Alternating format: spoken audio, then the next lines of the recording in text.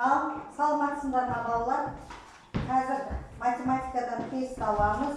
Бұл мектепшілікке барлық оқушылар қатысамыз. Мына жерде 25 есеп бар. Сол 25 есепті шығарамыз. Осыдан оза шыққан бірақ оқушы аудандық кезеңге қатысады. Өздерің білесіңдер ғой жаңағы. 25 есепті жаңа шығарып, мына астына белгілей бересіңдер.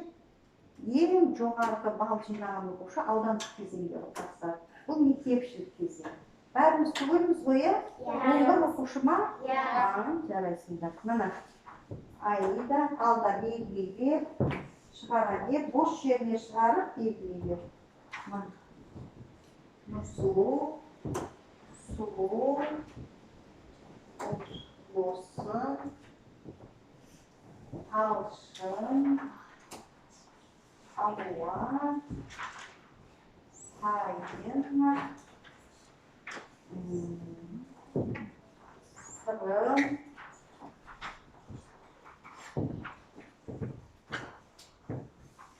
Олжас,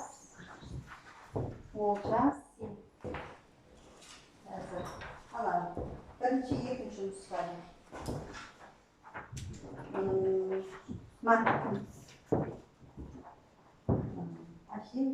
Қаламмен белгілеп, әбден өздерге сенімді болғаннан кейін ручкамен жазасыңдар.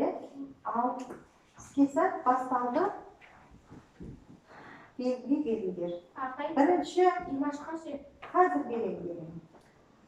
Қазір бұлай жасаңдар. Мына